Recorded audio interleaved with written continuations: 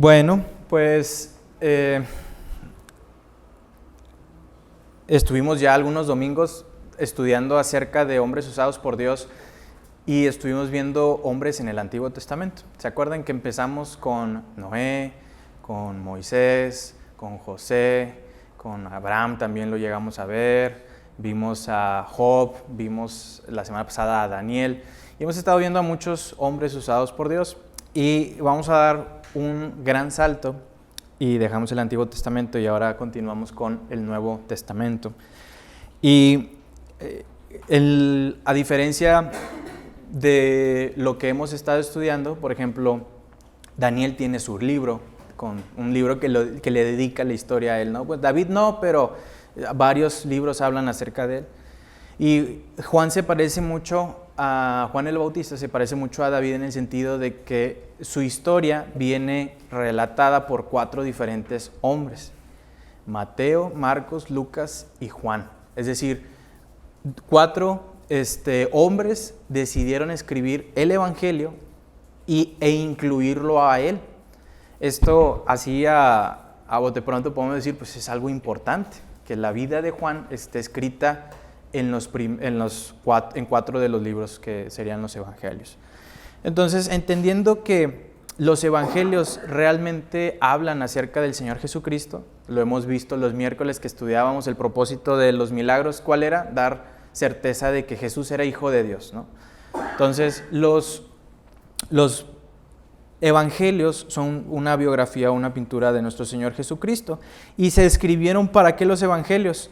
Dice Juan capítulo 20, versículo 31, estas cosas se han escrito para que creáis que Jesús es el Cristo y el Hijo de Dios, y para que creyendo tengáis vida en su nombre. Es decir, todo lo que hay en los evangelios se escriben para creer en Jesús, que es lo que se comentaba en la mañana, creer en Él. Entonces, la historia de Juan, ¿a qué nos lleva? Justamente a creer en el Señor, cómo Dios lo usó para que nosotros pudiéramos tener testimonio de Él y creer en su palabra. Entonces, ¿cuál es el contexto del buen Juan? Pues para comenzar, hubo una serie de hombres en el Antiguo Testamento que se llamaron los profetas. Los profetas eran hombres enviados por Dios y que eran la voz de Dios hacia el pueblo. Es decir, había castigo, había algo que hacer, normalmente eran castigos porque pues, el pueblo de Israel vivía en pecado normalmente y se alejaba de Dios. Entonces los profetas iban y daban ese mensaje de Dios hacia el pueblo, es decir, Dios les quiere decir esto. Profetas fueron Daniel, ¿se acuerdan? Que estuvo profetizando hacia el rey Nabucodonosor, lo vimos la semana pasada. Rey, tu sueño es este. ¿Y quién se lo reveló? Daniel le dejó claro, me lo reveló Dios, no soy yo. Entonces esto es lo que hacían los profetas. El último profeta en el Antiguo Testamento, por lo menos cronológicamente, fue Malaquías. Posterior a Malaquías hubo 400 años en donde Dios no habló a su pueblo. Y esto es interesante porque se les llama los 400 años de silencio. A lo mejor pueden ser un poquito más de 400, pero son 400 años en donde Dios no le da mensaje a su pueblo.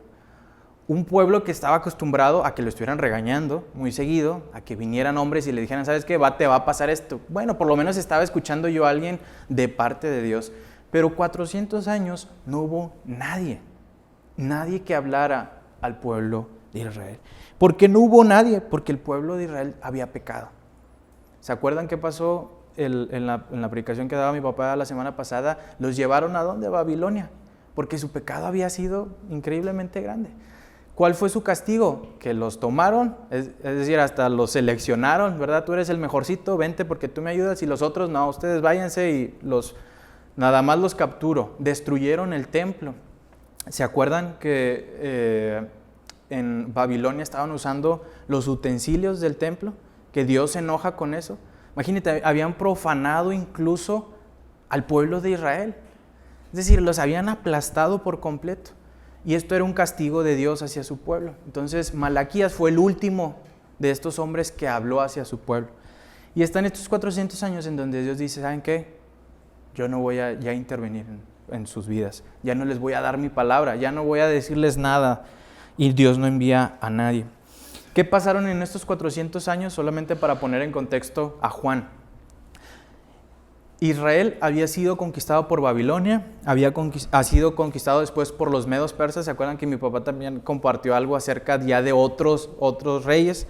Luego vino Alejandro Magno junto con los griegos, Macedonia, y después, por último, no tenemos nada de historia de cómo llegó Roma a Israel.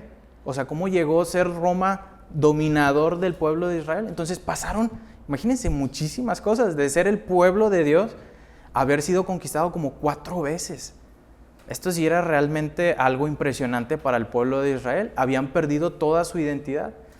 Entonces, nada más quiero como que entendamos un poquito el contexto de que Juan estaba llegando a un momento en donde los judíos pues no tenían identidad. Tenían su templo, pero había muchísimo más templos en esa región, porque los romanos dijeron, vamos a tenerlos contentos, que tengan su templo, pero también va a haber otros templos. No era Dios el único que estaba presente en esa región.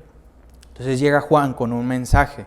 Juan llega con algo que tenía que decirle al pueblo de Israel. ¿Y qué dice Juan? Si gustan, vamos a Mateo 3, vamos a estar en 17 versículos de Mateo 3 viendo la historia de Juan. Pero Mateo 3, les voy a poner aquí los versículos, por si en algún momento ustedes gustan leerlos desde acá. Mateo 3, versículo 1 y 2. Muy bien. En aquellos días vino Juan el Bautista predicando en el desierto de Judea y diciendo, arrepentíos, porque el reino de los cielos se ha acercado. Después de este tiempo en el que Dios no había hablado, rompe el silencio Juan y el mensaje que dice Juan es, arrepentíos, porque el reino de los cielos se ha acercado.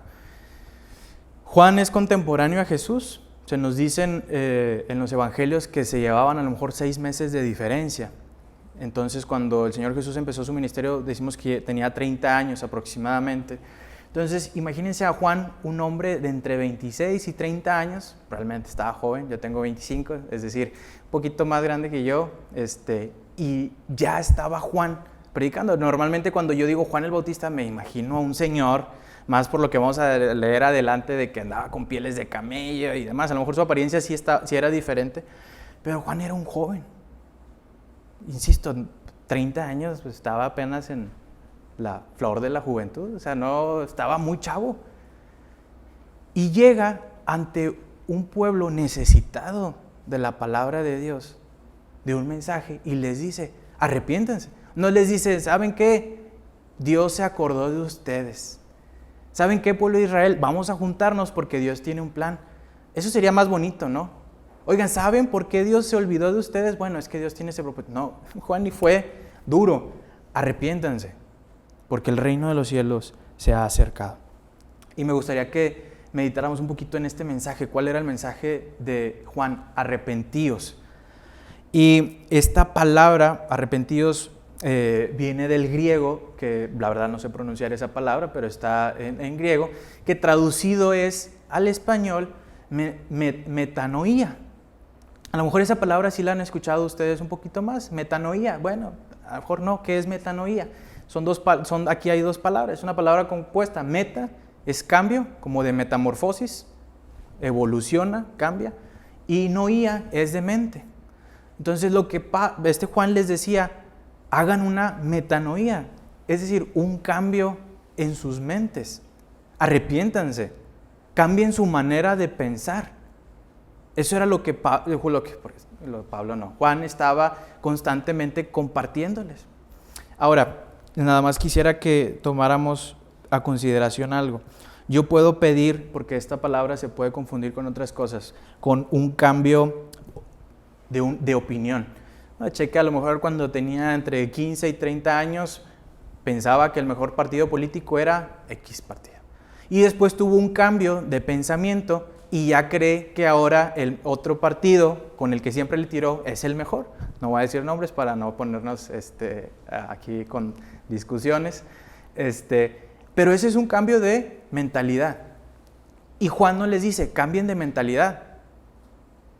Les dice, hagan un cambio de pensamiento, ¿pero a qué? Hacia el pecado. Juan les dice, Cambien su mentalidad del pecado. No quiero que ya no se levanten, por ejemplo, también está el tema filosófico. Yo puedo levantarme a las 5 de la mañana y decir, ¿sabes qué? Eso ayuda mucho a mi vida.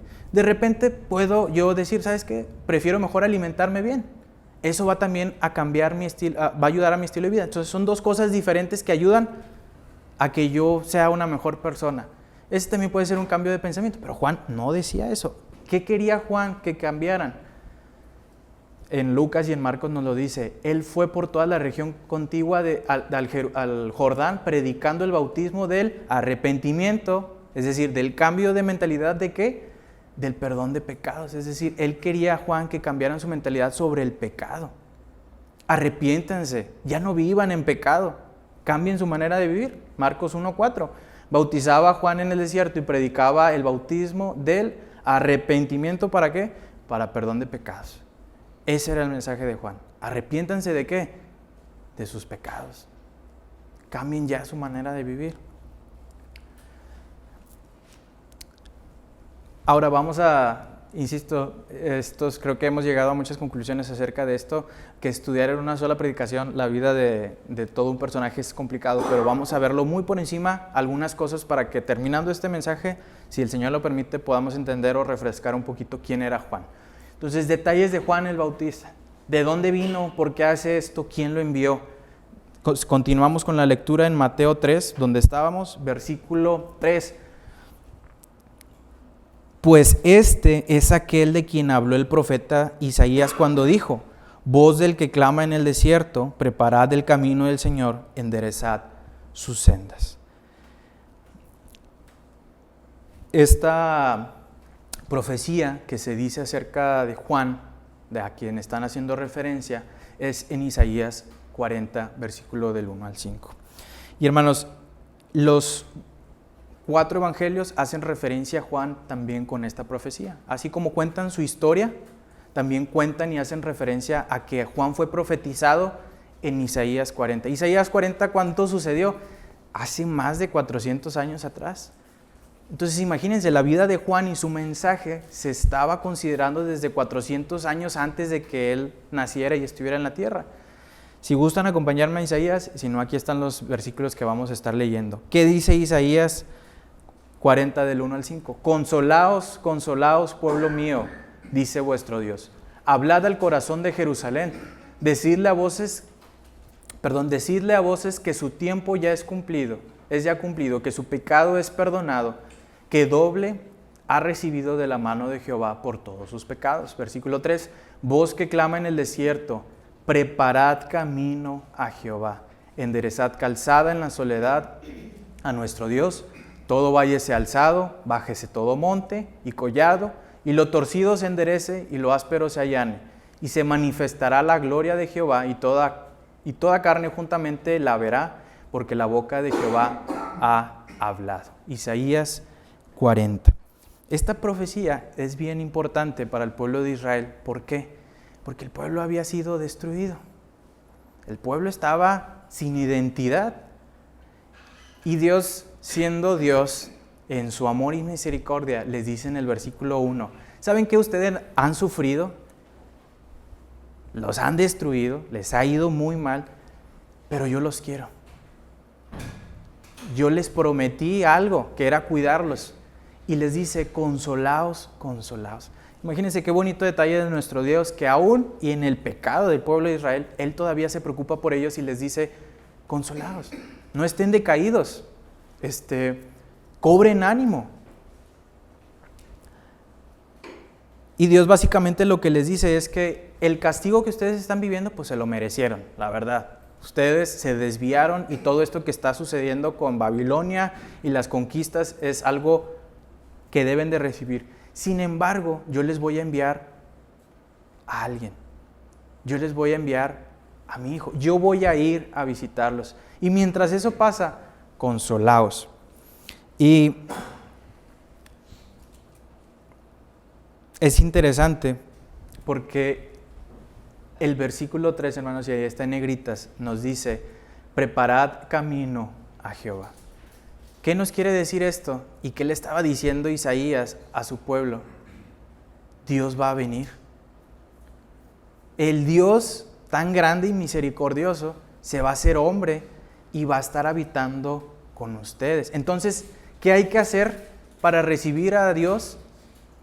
Preparar el camino. Y leía esto y no evitaba pensar que en los eventos allí donde trabajo, a veces van autoridades, el gobernador, de repente el secretario de Economía para la apertura de una planta, va el secretario de Salud si es un congreso médico, van personas del gobierno. Dependiendo de su asistencia, por ejemplo, me da mucha risa porque está el secretario de Economía, pero está el subsecretario de Economía. Entonces, cuando va el subsecretario, sí vamos a saludarlo, vamos a sentarlo al medio del presidium, pero pues no es tan importante como el secretario de Economía o como el gobernador. Entonces va el gobernador y cuando nos dicen desde días antes, ¿sabes qué? El gobernador tiene su asistencia ya confirmadísima. Es interesante que un día antes, cuando ya está el montaje listo, llega su avanzada. No sé si han visto que llega el gobernador, se baja de las camionetas y va con muchísimos guarros, va con personas, va con el que trae el speech que le van a dar para que cuando él se suba le den las notas de lo que va a decir. Está todo fríamente calculado. ¿Por qué? Porque llegó el gobernador. Cuando llegó AMLO aquí a Monterrey también fue todo un protocolo, que cierren por favor el hotel que está en Quinta Real y que hagan esto. ¿Por qué? Porque está llegando alguien especial. Entonces, todo esto es natural porque se prepara ¿para qué? Para que sea bien recibido, para que la persona que llegue no tenga ningún inconveniente. Me da risa porque, por ejemplo, el gobernador siempre necesita tener un vaso de agua donde va a hablar. No puede ser botella de plástico porque estaría en contra del medio ambiente. Entonces tiene que ser un vaso de vidrio que tiene que estar al lado siempre cuando él va a hablar. A veces el cliente, yo me acordaba del vaso de cristal, ¿dónde está la botella? Lo conseguimos y el gobernador ni tomó agua. Se olvidó, pero ¿qué tenían que estar ellos haciendo? Preparados para cualquier cosa que él hiciera. Entonces viene Dios al mundo y les dicen, preparen el camino. ¿Por qué es importante preparar? Porque imagínense que hubiera llegado Dios y nadie hubiera hablado acerca de iba a llegar Dios. Pues ¿cómo me voy a arrepentir? ¿De qué me voy a arrepentir? Dice Juan, arrepentidos porque el reino de los cielos se ha acercado. Entonces, se nos da esta promesa de enderezad calzada, en la soledad todo valle sea alzado, bájese monte y collado, lo torcido se enderece y lo áspero se allane, y se manifestará la gloria de Jehová. Por eso hay que preparar el camino, porque se va a manifestar la gloria de Jehová. Toda carne juntamente la verá. Va a venir, lo vamos a ver, porque la boca de Jehová ha hablado.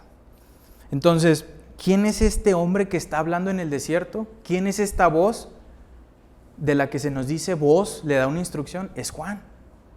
Entonces, imagínense, Juan está profetizado desde 400 años antes con una misión, que es preparar el camino, que cuando venga Dios, todo esté preparado. Y sobre todo que el pueblo tenga ese mensaje preparando sus corazones. Versículo 4, y era la imagen que usé al principio de la slide, de Mateo 3, versículo 4, y Juan estaba vestido de pelo de camello y tenía un cinto de cuero alrededor de sus lomos, y su comida era langostas y miel silvestre. Obviamente esto está medio dramatizado, le pedí ahí a ChatGPT que me hiciera una versión según Mateo 3:4 y esto fue lo que me hizo. Me hizo otra versión un poco más, dije que me volviera a hacer otra y esto hizo. Insisto, es simplemente para que nos demos una idea de cómo andaba Juan. Pieles de camello, comía langostas, miel, ese era su alimento y aparte vivía en el desierto. Él moraba en aquellas zonas. Y en una sociedad donde normalmente se vestían, ¿se acuerdan cómo se vestían en ese entonces? O bueno, como por lo menos cómo están representados, con túnicas. Siempre traían sus túnicas y sus sandalias. En una sociedad donde todos se vestían con túnicas y sandalias, Juan andaba con pieles de camello. No sé si andaba descalzo, pero traía pieles de camello. Normalmente, ¿qué comían? Pues había pescadores. ¿Se acuerdan que varios de los discípulos eran pescadores? Vivían, comían pescado, comían otras cosas más, pero Juan no. Por lo menos se nos dice que comía langostas. Tal vez no había cerca pues, manera de alimentarse de otra forma, ¿no?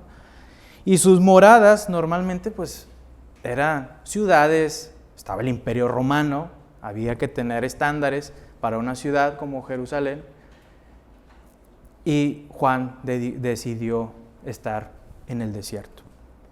¿Por qué es así, Juan? ¿Por qué es tan radical? ¿Por qué andaba haciendo esto? Si quieren, vamos a Lucas capítulo 1.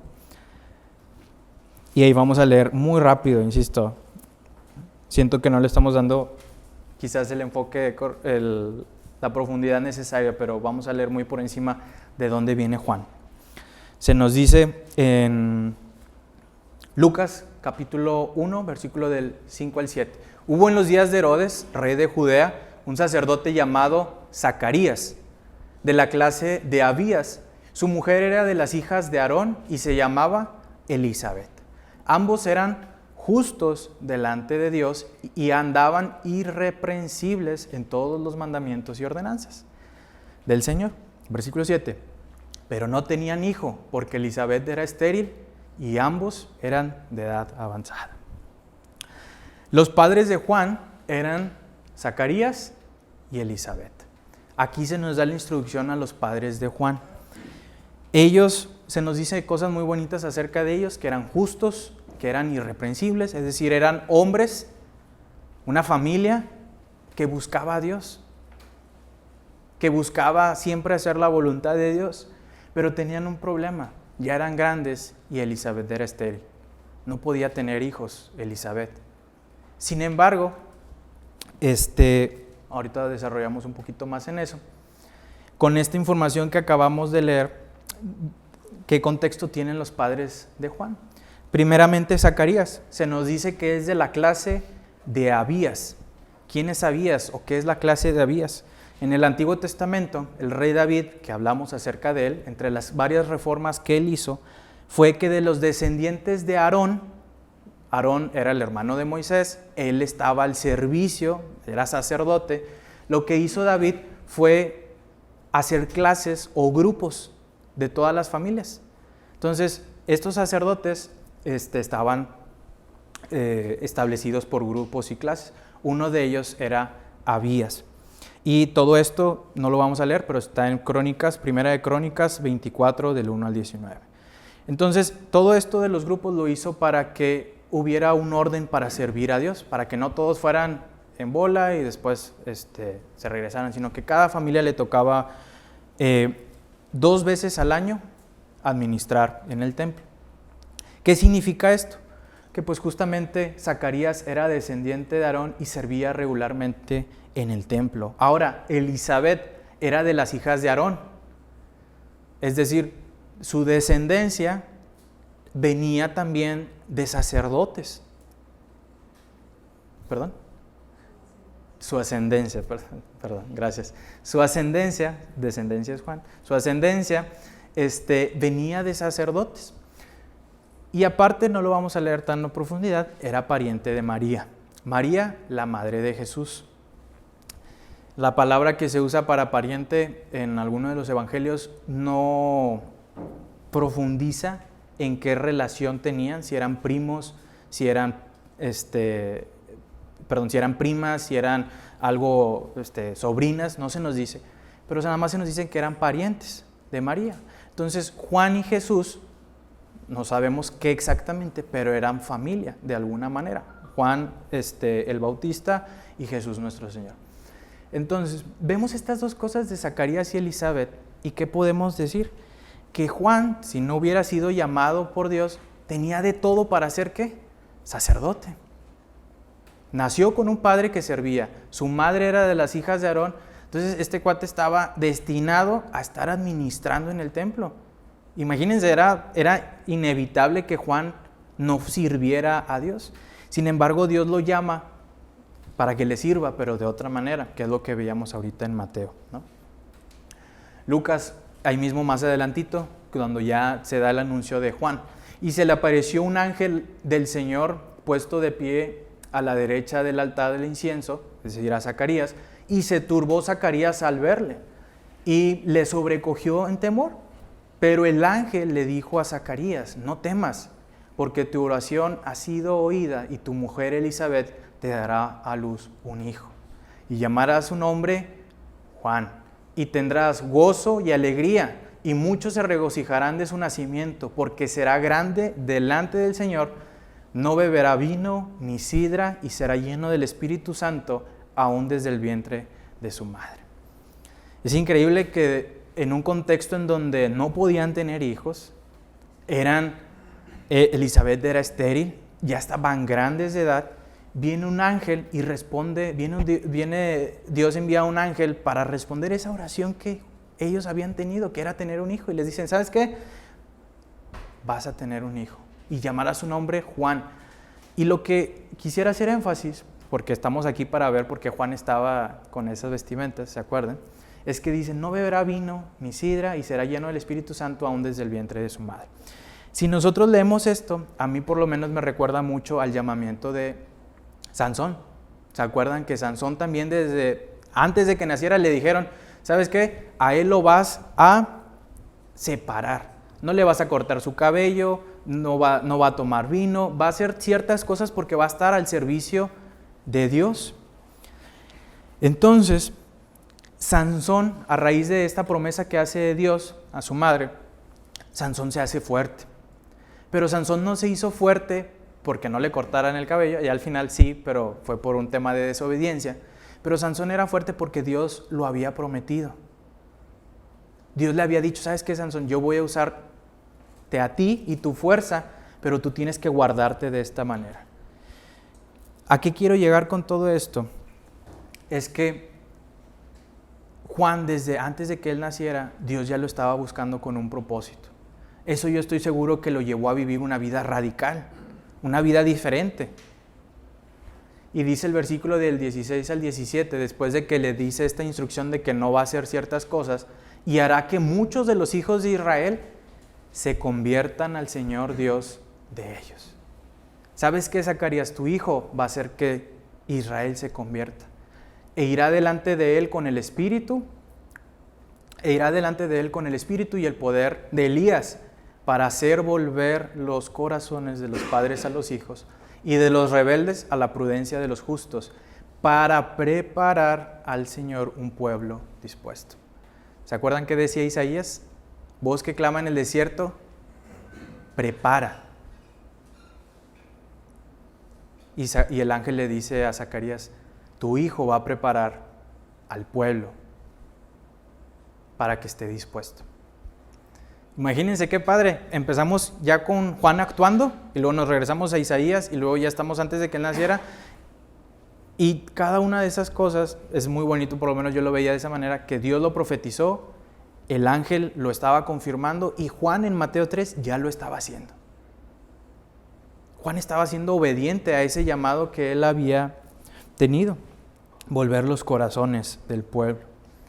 Meses después, más adelante, en Lucas, ahí mismo en el mismo capítulo, no vamos a entrar a profundidad, pero hay un tema en que Zacarías es incrédulo ante ese mensaje del ángel. Zacarías dice, no es cierto, eso no puede ser posible. ¿Cómo puede ser posible que yo siendo viejo, mi mujer siendo vieja, vamos a tener un hijo? Entonces lo que sucede con Zacarías es que se queda mudo. No puede hablar hasta que suceda algo. Y ese algo fue justamente que Juan naciera, que justamente él viera y reconociera que Dios tenía razón. Y nace Juan y empieza a profetizar Zacarías su padre. Ya profetizó Dios en Isaías, ya profetizó el ángel, y ahora al nacer Juan, su hijo, Zacarías profetiza. ¿Y qué dice? Dice muchas cosas, pero los últimos versículos dice, y tú, niño, hace referencia a su hijo, profeta del Altísimo serás llamado, porque irás delante de la presencia del Señor. ¿Para qué? Para preparar sus caminos, para dar conocimiento de salvación a su pueblo, para perdón de sus pecados. Por la entrañable misericordia de nuestro Dios, con que nos visitó desde lo alto de la aurora, para dar luz a los que habitan en tinieblas y en sombras de muerte, para encaminar nuestros pies por caminos de paz.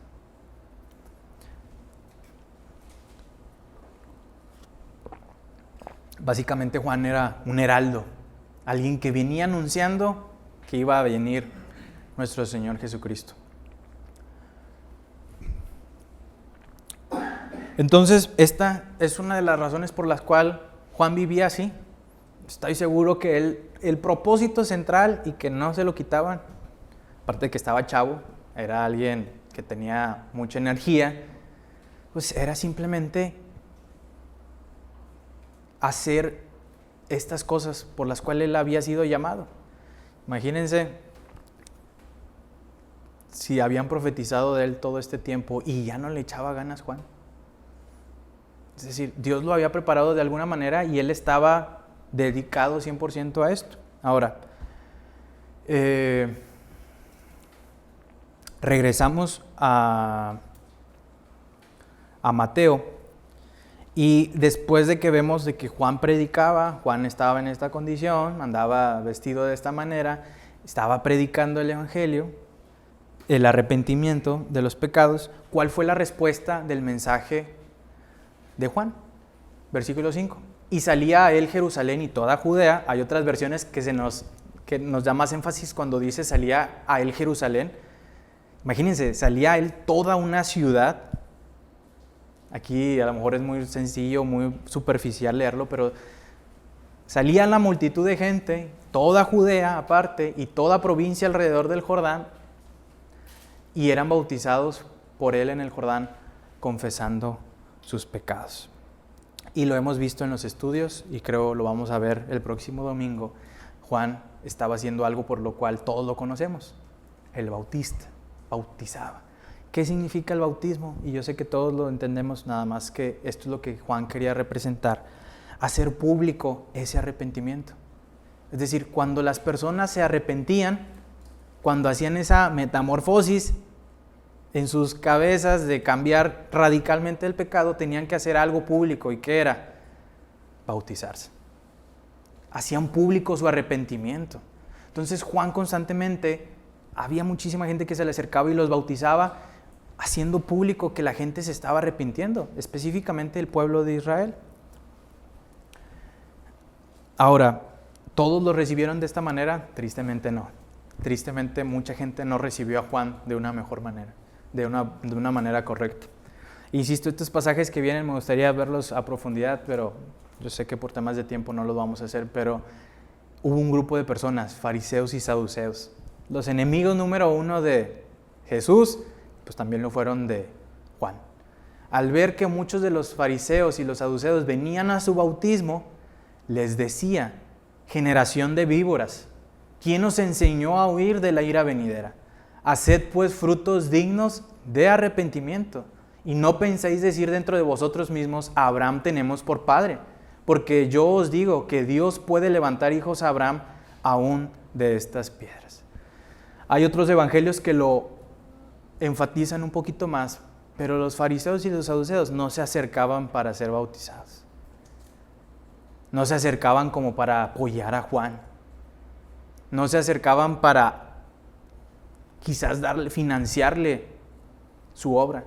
Se acercaban para juzgar. Se acercaban para señalar a Juan. Y estos cuates eran la crema innata de los judíos. Si alguien conocía las Escrituras, si alguien conocía a Malaquías, si alguien conocía a Daniel, si alguien conocía a Isaías, si alguien conocía esa profecía de la voz que clama en el desierto, eran ellos. Porque ellos se la pasaban estudiando. Ellos eran los mejores. Pero se acercaban con un corazón equivocado. Por eso dice Juan: haced frutos dignos de arrepentimiento. Muy probablemente ellos andaban por ahí diciendo que ya se habían arrepentido, pero sus obras no lo reflejaban. Sus hechos seguían siendo hechos de alguien que seguía en el pecado. ¿Y por qué Juan les dice generación de víboras? ¿Quién nos enseñó a huir de la ira venidera? Justamente por lo que dicen acá abajo. Ellos pensaban que por ser descendientes de Abraham, es decir, así como como Zacarías era descendiente de Aarón, decía: no, pues ¿para qué me arrepiento si a mí? O sea, Juan, ¿qué me estás diciendo? A mi padre Abraham le hicieron la promesa, yo soy su hijo, ¿yo por qué me voy a arrepentir? Y Juan les dice, aquí no importa ni el tipo de sangre, ni el apellido, ni cómo te portes, ni nada, tú tienes que arrepentirte. Y eso es algo también que está muy padre relacionarlo al tema del bautismo, porque en ocasiones, insisto, habrá mensajes equivocados en donde se nos diga, tienes que hacer ciertas cosas, o tú por haber nacido en un hogar cristiano ya tienes otro tipo de conocimiento, o tú por haber ido al seminario que está en aquel lado ya eres digno de juzgar a alguien.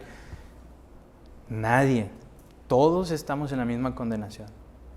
Y el Señor es el que nos salva. ¿Y qué necesitamos hacer para ser salvos? Confesar para ser bautizados. Entonces, estos cuates lo que hacían era eso, justificarse en decir, Juan, ¿qué te pasa? Nosotros nos vamos a salvar. A mí no me interesa ese mensaje de arrepentimiento. Por eso Juan los llama de esta manera. Generación de víboras. ¿Quién nos enseñó a huir de la ira venidera? Este era el mensaje de Juan el Bautista. Arrepentíos para cualquier tipo de personas. Insisto, hay otros evangelios que dicen que se les acercaron los soldados. Juan, ¿cómo le haremos? ¿Saben qué? No pongan yugo sobre el pueblo. Oye, venían los publicanos, no cobren de más. Había un mensaje clave para todos, para soldados, para fariseos, para judíos, para el que sea, arrepentirse. Y eso es lo que Juan estaba haciendo. Ahora, viene un momento bastante increíble, que es que Jesús se acerca a Juan. Dice el mismo capítulo, Mateo 3, versículo del 13 al 17, después de estar leyendo esto que sucedió con los fariseos, entonces vino Jesús de Galilea a Juan al Jordán para ser bautizado por él. Mas Juan se le oponía diciendo, yo no necesito ser bautizado por ti, y yo necesito ser bautizado por ti, y tú vienes a mí. Pero Jesús le respondió, deja ahora, porque así conviene que cumplamos toda justicia. Entonces le dejó. Y Jesús, después que fue bautizado, subió luego del agua, y he aquí los cielos le fueron abiertos, y vio al Espíritu de Dios que descendía como paloma y venía sobre él. Y hubo una voz en los cielos que decía, este es mi Hijo amado, en quien tengo complacencia. Jesús llega a Galilea, y muy probablemente Juan esperaba relevarlo. Pues ya vino de quien había sido anunciado todo esto. Más atrás en los versículos que no leímos dice, vendrá uno que va a bautizar pero con fuego. Va a venir uno que sí los va a poner en su lugar, fariseos. Entonces viene Jesús y se acerca a Juan. Y yo estoy seguro que Juan dijo, pues aquí quedó mi ministerio, ya vino el Señor Jesús. Y el Señor le pide que lo bautice. Y Juan, sorprendido, muy probablemente en shock, sacado de onda, le dice, yo necesito ser bautizado por ti, Jesús. Yo soy el pecador. Si alguien merece ser bautizado aquí, pues soy yo, porque a mí nadie me ha bautizado y yo creo que tú eres la persona ideal, Jesús, para bautizarme. ¿Por qué hace esto Jesús? Dice el versículo 15, para que cumplamos toda justicia. E insisto, me gustaría abundar un poquito más en esto, pero había cosas que necesitaban cumplirse en el ministerio del Señor Jesucristo. En los miércoles llegamos a estudiar los milagros de Jesús, y esto ¿por qué lo hacía? Para dar testimonio de que era Dios. Los milagros los hizo ¿para qué? Para que todos los que estaban alrededor vieran que venía de parte de Dios. Entonces, cuando Él necesita bautizarse, no es porque Jesús fuera pecador. Dice Pablo en Corintios que al que no conoció pecado, por nosotros lo hizo pecado. Al que no conoció pecado, es decir, al que es santo 3 veces, se hizo pecado por nosotros. Entonces, esto era un testimonio de que Jesús iba más adelante a compartir también el tema del bautismo. Entonces, Él necesitaba poner el ejemplo. Hágase de esta manera. Entonces, por eso Jesús le dice a Juan, toda justicia, vamos a cumplir toda esta justicia. Entonces, esto es increíble, la obediencia de nuestro Señor Jesucristo. Jesús estaba haciendo esto por obediencia, no por pecado. Y creo que es algo que nada más quería aclarar. Ahora, esa obediencia de Jesús hace que suceda algo increíble. que es otro testimonio de la Trinidad. Lo estudiamos hace tiempo, el Padre, el Hijo y el Espíritu Santo. Si había dudas de que Jesús era obediente, ahí les van las 3 personas de la Trinidad en un mismo lugar. Descendió el Espíritu de Dios como una paloma y se puso ¿sobre quién? Sobre el Hijo. Y hubo una voz en los cielos que decía: este es mi Hijo amado. La obediencia de Jesús estaba siendo respondida de una manera increíble que la Trinidad lo respaldó. El Espíritu de Dios y el Padre. Increíble este pasaje de cómo Juan estaba presenciando esto. Insisto, podemos meternos mucha profundidad en este tema, pero no estamos viendo a Jesús, estamos viendo a Juan. Esta es una de las cosas que vio y experimentó Juan. Increíble el poder bautizar a su Señor. Ahora, tristemente, y ya vamos a terminar, no todo fue bonito para Juan.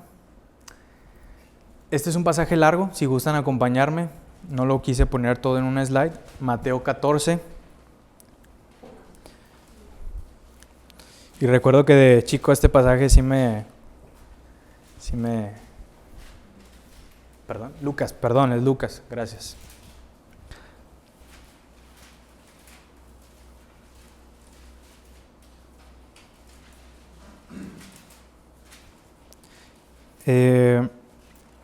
No, sí es Mateo 14, nada más que yo puse Lucas, perdón, gracias Jan por la...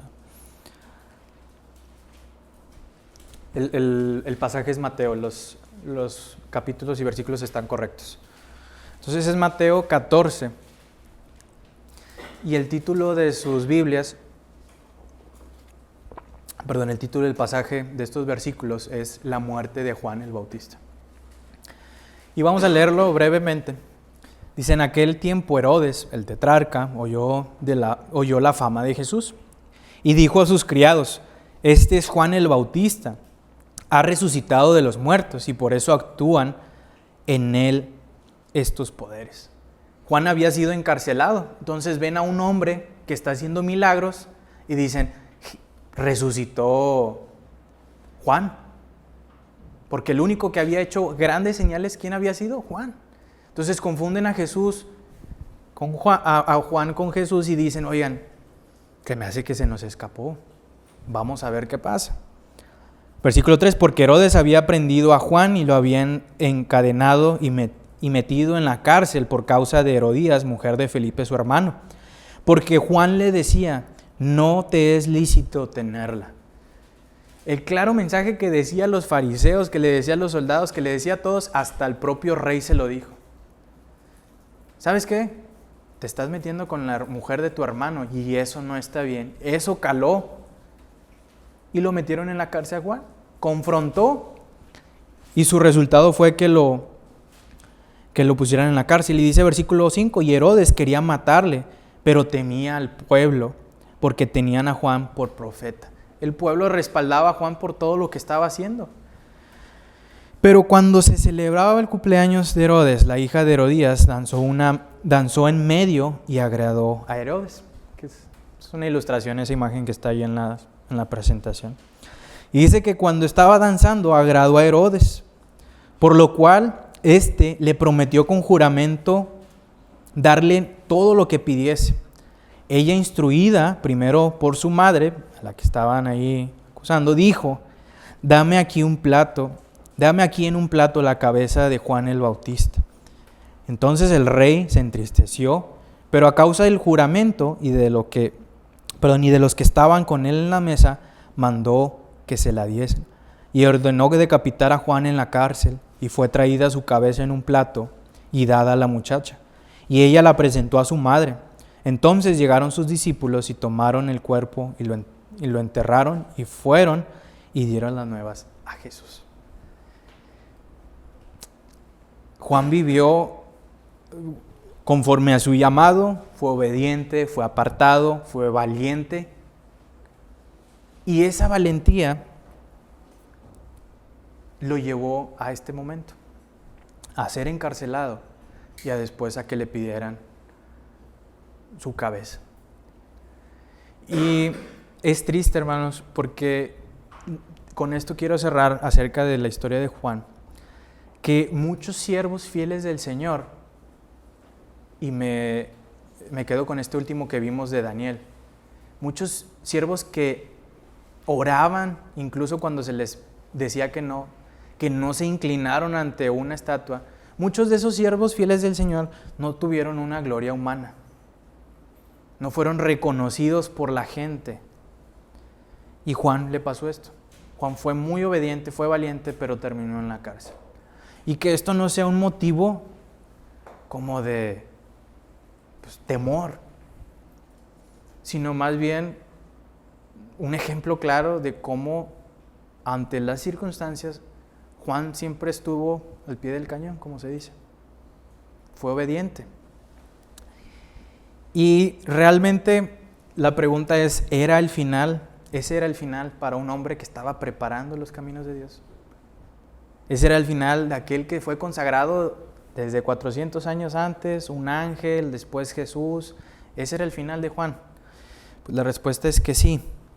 Y nuestro Señor Jesucristo habla acerca de Juan en Mateo 11:11 y dice, de los nacidos de mujer no se ha levantado otro mayor que Juan el Bautista. De todos los que ha existido, de todos los profetas que hubo grandes, Elías era una leyenda, era un Superman para los israelitas. Les dice, ni aun eso, Juan sigue siendo mayor. ¿Quién se apareció con Jesús? Lo leíamos hace rato. Moisés y Elías.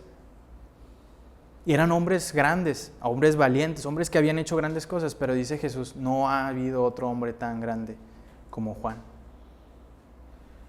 ¿Y qué lo llevó Jesús a decir esto? Justamente todo esto que acabamos de leer acerca de Juan. Un hombre valiente. Entonces es interesante cómo Juan no murió olvidado por Dios, porque Jesús lo seguía recordando y su misión fue hecha. Y quisiera terminar con esto. Una pregunta. Tú y yo estamos dispuestos a vivir y a morir. Quizás morir es muy arriesgado, ¿verdad? Y cheque, no me estés hablando de eso. No sucede. A lo mejor allá en Irán y demás. No sabemos si en algún momento nos vaya a tocar una situación así. Esperemos que no. Pero por lo menos vivir sí. Estamos dispuestos a vivir para el Señor. Yo estoy seguro que el Señor no nos va a pedir vivir con pieles de camello y andar descalzos comiendo langostas. Eso no nos está pidiendo el Señor. Juan lo decidió, fue su manera de vivir y es válido. Pero eso tenía un propósito, vivir para compartir acerca del mensaje de Dios. Insisto, estamos dispuestos a vivir de esta manera, a compartir, porque seguimos nosotros con ese mismo mensaje, el compartir a todo el mundo el mensaje de ¿qué? Del arrepentimiento, porque el reino de los cielos va a volver a venir. Juan decía, se ha acercado, pero ahora nosotros podemos decir que ya vino y va a venir. Entonces, podemos predicar no de que Cristo iba a venir por primera vez, sino que ya va a venirse por segunda vez por su iglesia, y esa es una tarea increíble, estar compartiendo acerca del Evangelio, porque el Señor viene y va a venir por nosotros. Y uno de los pasajes que también es muy bonito y lo menciona Juan acerca de Juan el apóstol, el discípulo, sobre Juan el Bautista, es que cuando llegan los discípulos a ver quién es el mayor, quién tiene mejores discípulos, quién tiene la verdad. Oye, estaban los discípulos de Juan y estaban los discípulos de Jesús. Oye, se estaban peleando, había rencillas, y Juan termina con una frase que dice, es necesario que Él crezca y que yo mengüe. De esto de nada sirve si el propósito principal no es que Él crezca en nuestras vidas y crezca en el mundo, y eso Juan lo tenía bien claro. Conclusión, Juan preparó el camino, Juan fue obediente, Juan fue testigo, Juan pagó el precio y Juan descansó en la promesa del reino que anunciaba. Entonces nosotros seamos fieles en preparar el camino para esa segunda venida del Señor y tomamos como ejemplo la vida de Juan en algunos momentos de nuestra vida. Vamos a orar. Señor, te damos gracias por tu palabra primeramente. Gracias por testimonios como hombres, como Juan, esa valentía y esos planes que tú tenías para con él. Señor, y te pedimos que podamos atesorar este mensaje en nuestros corazones y podamos ser obedientes a tu palabra de la manera en la que tú nos uses, Padre. Te pedimos que podamos serte fieles y que podamos inspirarnos en gente como Juan, Padre. Te damos gracias por este tiempo y nos encomendamos a ti. Amén.